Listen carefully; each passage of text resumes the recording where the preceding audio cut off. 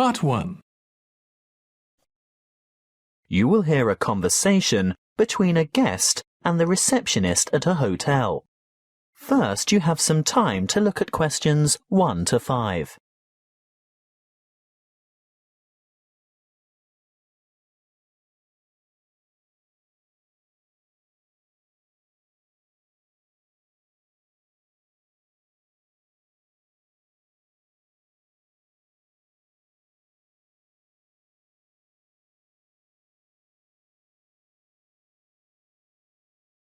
Now we shall begin. You should answer the questions as you listen, because you will not hear the recording a second time. Listen carefully and answer questions 1 to 5. Good afternoon. My name is Kelvin Jones. I booked by internet yesterday. Good afternoon, Mr. Jones. Welcome to the Armitage Hotel. Can you spell your first name for me, please? Certainly. K-E-L-V-I-N. Thank you. Do you have your booking number? Or perhaps you printed out your confirmation? Yes, of course. I don't have the printout, but I did remember to note down the number. It's OOL2381420. Thanks. OOL2381420. Oh, I see you've stayed with us before. Yes, on several occasions. And do you still have the same vehicle registration number? HQW5919? Well, no. This time I have the company car. And what is the registration number? Oh dear, I can't remember. Hang on a minute. Here it is on the keyring. HUV 3331. Thanks. HUV 3331. Now, today is the 21st of May, and I see you've booked a deluxe room on the 5th floor, room 501. Really? I booked a deluxe room? I usually only ever have a standard double room. It's the off-season, Mr. Jones, and we've upgraded you. How nice. And what does the deluxe room have? Is it as good as a suite? Almost. It has all the usual, plus a spa bath, fully stocked bar fridge, a king-size bed, and a balcony. Is there a view from the balcony? Yes. Is that a view of the bay? Yes, and a glimpse of the Blue Lagoon as well. Very nice. I hope it'll be warm enough to sit out there. We can't guarantee the weather, Mr. Jones, although we do try to make your stay as comfortable as possible. Thank you. Now that you mention comfort, is it possible to have some extra pillows, please? I have a sore shoulder, you see, and I need to prop it up at night, or I don't get any sleep. Well, you'll find pillows on the bed, of course, and we can send up a couple more later. Well, I'd appreciate that. One more thing. You paid by credit card over the internet. Can I see your credit card, please? Oh, of course. And some photo ID? What would you like? Driver's license? Yes, that's fine. You're staying for 5 days, is that right? That was the original plan, yes. But the conference has been cut short by 2 days because the keynote speaker is ill. So I'll be going home on Wednesday. So that's just 3 nights in all. Afraid so. Before you hear the rest of the conversation, you have some time to look at questions 6 to 10.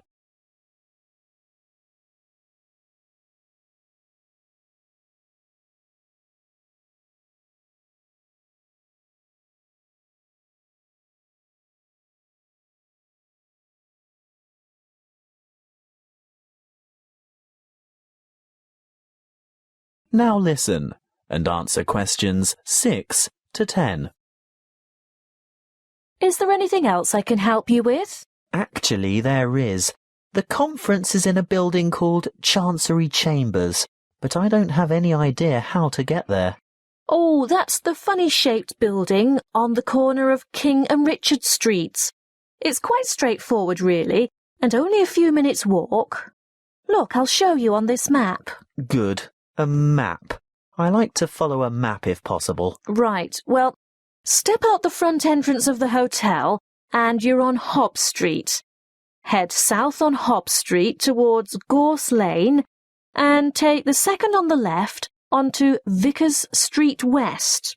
Go all the way down the hill past the Mexican Cafe on your left, the Rebel Hostel on your right, and the big church on the corner of Allen Street. Oh, I think I know the one. It has a huge steeple. Yes, you're right. When you get to the bottom of the hill, you'll have to cross over the main street. What's the name of the main street? Mill Street. Mill Street. Ah, yes, there it is. Cross the main street and continue on to Vickers Street East. There's a big bank next to a bookshop on the corner. Go up the hill towards the entrance to the park. I've heard it's very beautiful. Oh, yes. Well worth a look when you've got some free time. Anyway, don't go in the park. Turn left into Kitchen Street. You'll walk past Bowen's Bistro.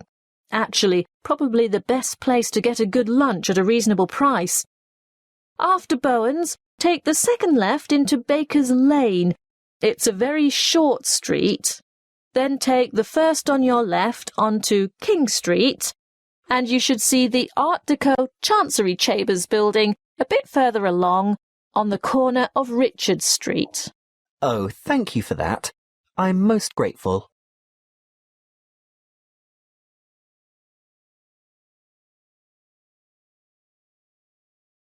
That is the end of part 1.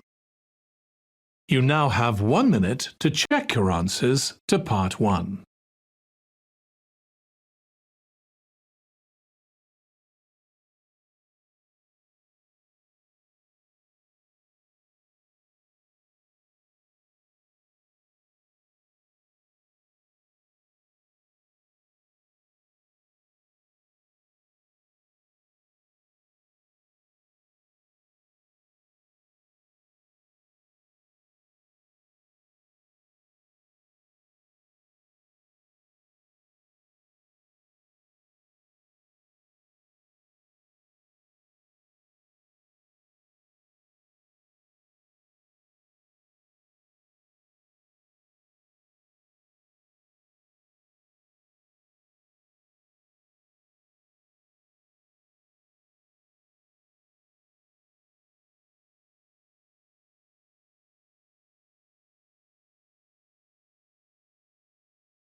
Part 2.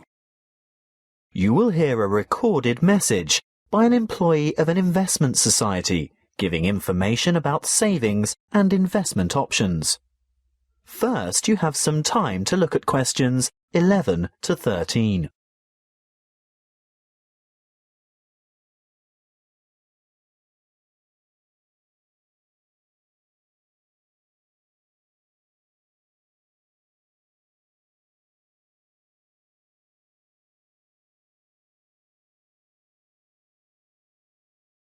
Listen carefully and answer questions 11 to 13. Welcome to the information line of the State Investment Society. Why would you choose to put your money into an investment society and not a bank? Well, SIS offers everything you'd expect from a bank, but the difference is we're a cooperative. We're 100% owned by our customers, people like you, and that means we always put your best interests first. You won't see our profits going into large foreign-owned finance corporations. No, you'll see them coming back to you and your local community. As a cooperative, we work hard to keep our fees competitive and absolutely minimal. Even better, we can advise you about ways to avoid fees. Here are some suggestions. Firstly, we recommend you carry out as much of your personal banking as possible with us. We won't charge account fees unless your account becomes inactive for some reason. See? No unnecessary fees. Secondly, if you maintain certain minimum account balances, you won't have to pay any transaction charges for transferring money between any accounts that have the same customer number, although there may be some service charges that apply, such as the establishment of automatic payments. So, how can we help you? Before you hear the rest of the talk, you have some time to look at questions 14 to 20.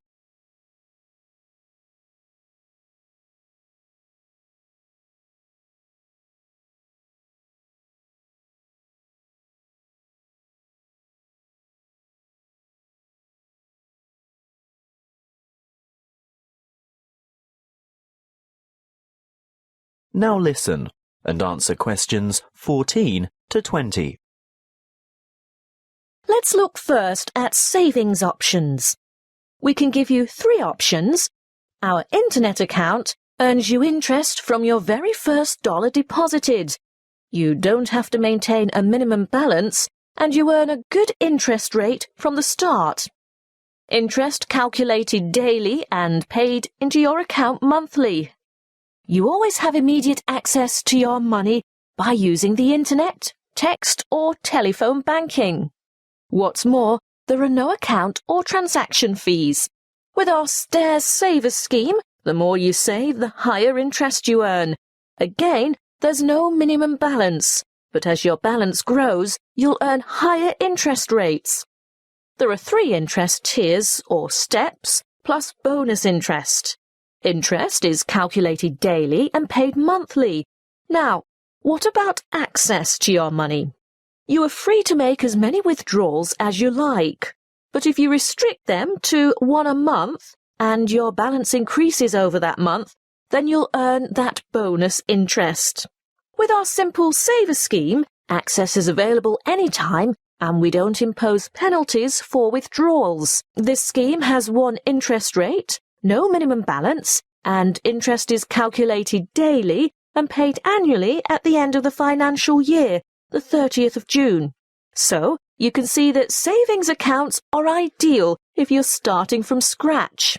Do you know you can open a savings account with as little as $10? They're usually the best choice for short-term financial goals. For the longer term, we recommend some kind of investment account. Let's take a look at our investment options. Starting with the safest, the most secure, low-risk option is a basic term deposit, starting with a minimum deposit of $1,000. Interest is calculated daily, but you can choose whether to have it paid out monthly, quarterly, or at maturity. What we recommend if you really want to see money grow is having interest compounded quarterly. You'll only get access to your funds when your term deposit matures, so be sure to think carefully about the amount of time before you lock it away. It could be anything from 6 months to 5 years. Bonds are generally a longer commitment, but they may bring better rewards in the future. There is a minimum deposit of $5,000 and interest is calculated daily. You may choose to have interest compounded quarterly or paid out quarterly.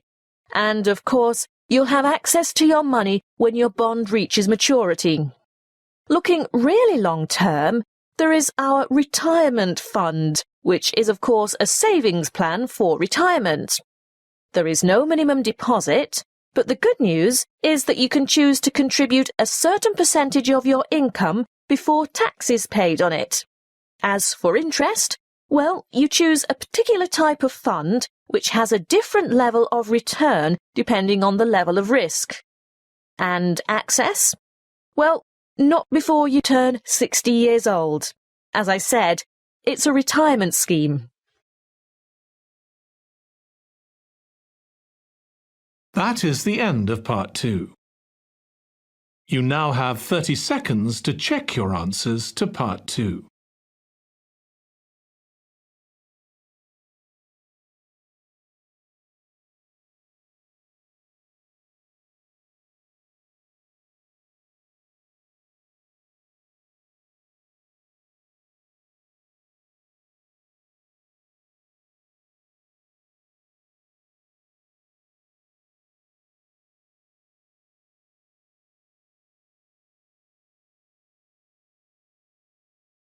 Part 3. you will hear two students discussing a science project. First, you have some time to look at questions 21 to 25.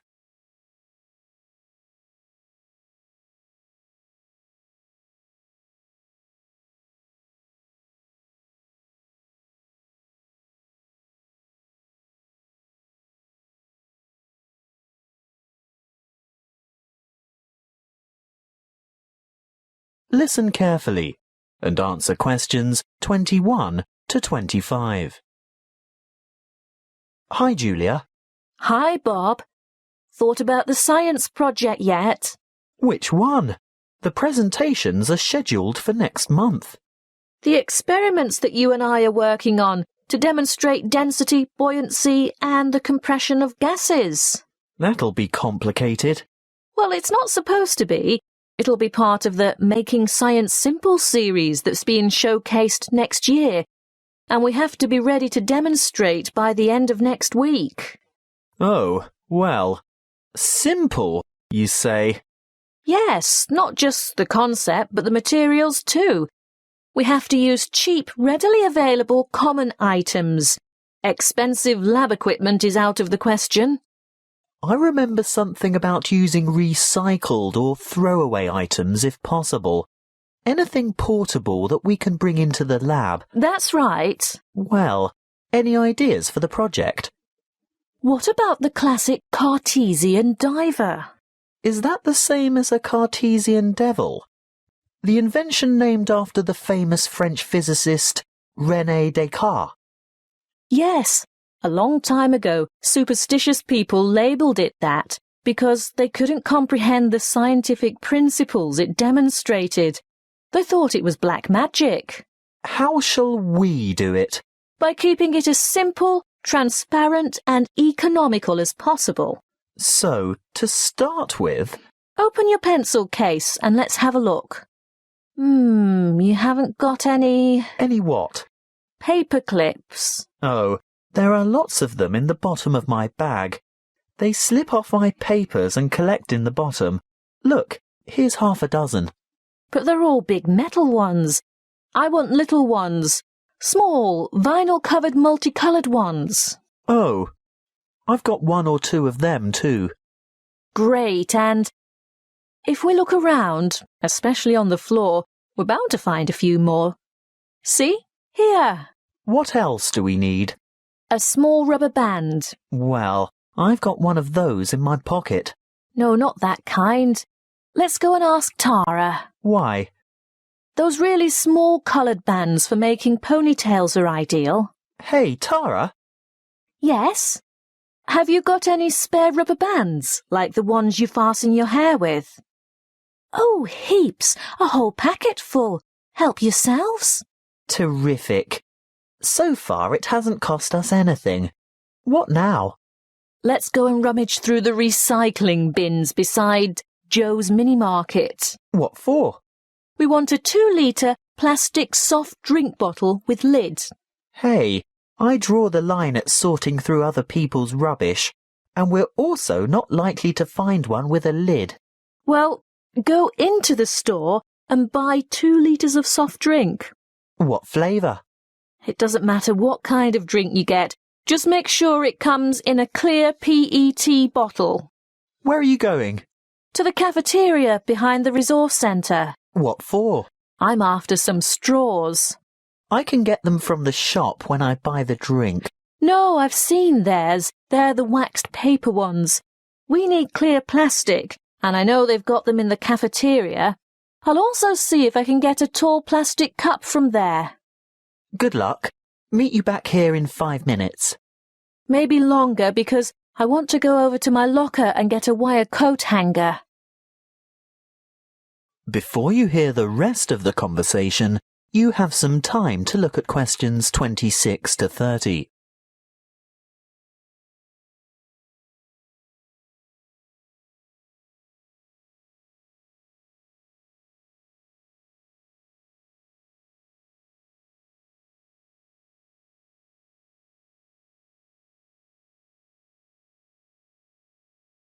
Now listen and answer questions 26 to 30. Right. Have we got everything now? I think so.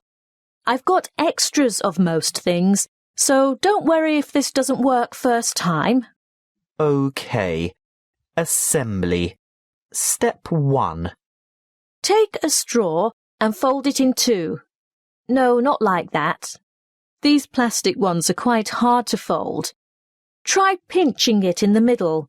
That should make it easier to bend. You may even have to bite it, but not too hard. You want a sharp crease, but you don't want to break it. How's this? Good. Now, second step. Wrap a rubber band several times around the ends to hold them together. Then? Add weight to the diver. So, this straw is the diver? Yes. See how I'm pulling the outside end of a paperclip out a bit? Now, hook the part I bent out into the rubber band that's holding the straw together.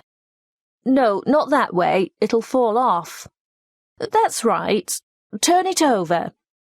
Now, hook 2 or 3 more paper clips on.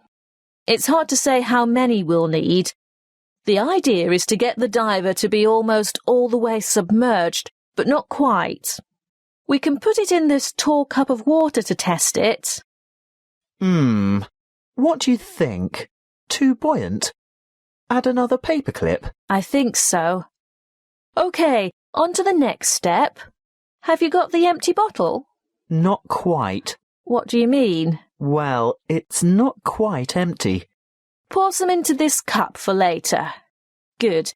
Now, fill the bottle with water all the way to the top and we'll gently lower the diver in. Great. Now put the cap back on. And then? The final step is the demonstration of our experiment. You will see that when I squeeze the bottle, the diver sinks, and when I let it go, the diver rises. When you squeeze, the air bubble trapped in the straw compresses and the water rushes in, making it heavier, so it sinks. And the reverse happens when you release the bottle. What's the coat hanger for? Oh, that. If our experiment didn't work the first time and our divers stayed on the bottom, we'd have had to fish it out with a piece of wire or a hook of some kind. It's best to be prepared. That is the end of part 3. You now have 30 seconds to check your answers to part 3.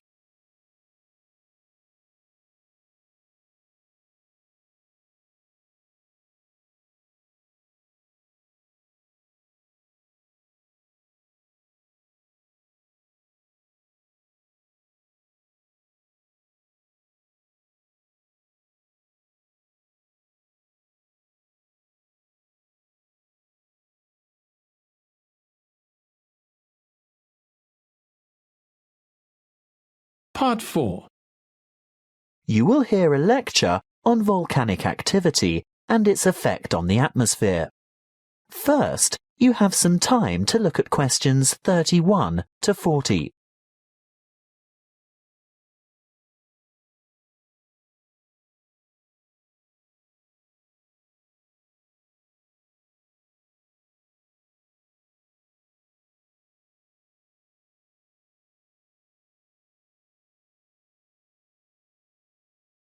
Listen carefully and answer questions 31 to 40.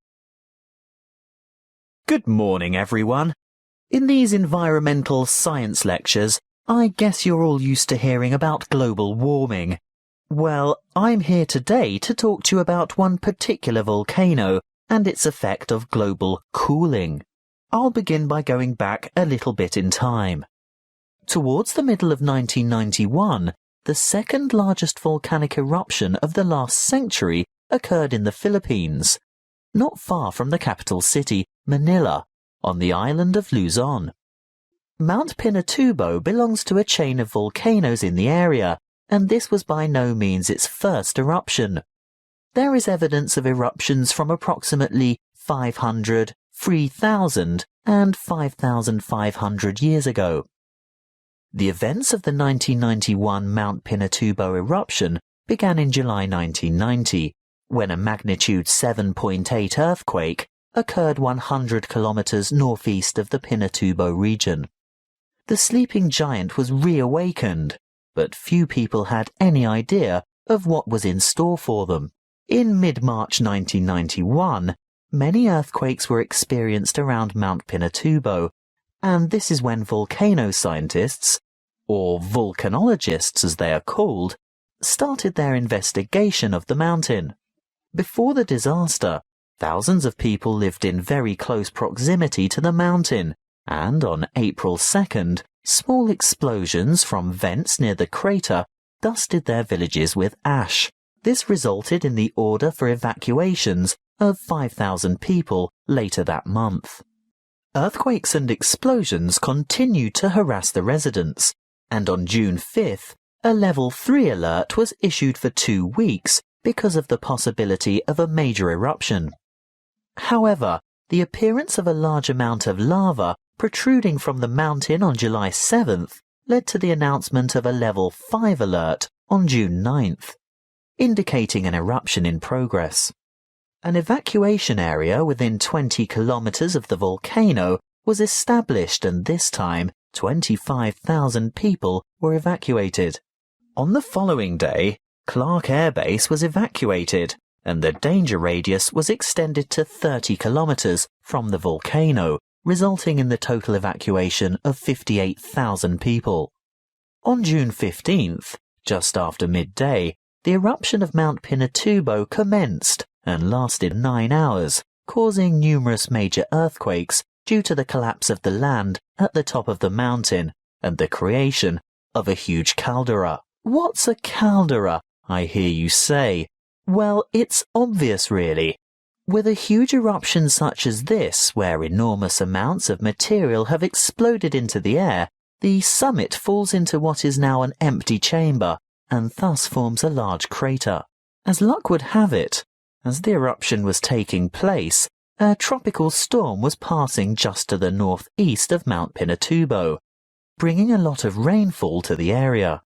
The dust and cinders that had been thrown up into the atmosphere combined with the water vapor from the storm to cause a rainfall of tephra that fell across the whole island of Luzon. Most of the people who perished during the eruption did so because of the weight of the ash collapsing roofs and killing the occupants of the houses. If it hadn't been for that passing storm, the death toll would certainly have been much lower. But that's not all. Besides the ash, Mount Pinatubo expelled between 15 and 30 million tons of sulfur dioxide gas. Can you guess what happened next? Yes, the sulfur dioxide mixed with water and oxygen in the atmosphere to become sulfuric acid, which is a major contributor to ozone reduction. The eruption plume from Mount Pinatubo reached high into the atmosphere, attaining an altitude of 34 kilometers, and the resulting aerosol cloud spread around the Earth in 2 weeks and had covered the planet within a year. During the years 1992 and 1993, the ozone hole situated over Antarctica reached an unprecedented size. The cooling effects of this cloud over the Earth were remarkable. It reduced global temperatures considerably. In the United States, for example, we experienced our 3rd coldest and 3rd wettest summer in 77 years during 1992. That is the end of Part 4. You now have 1 minute to check your answers to Part 4. That is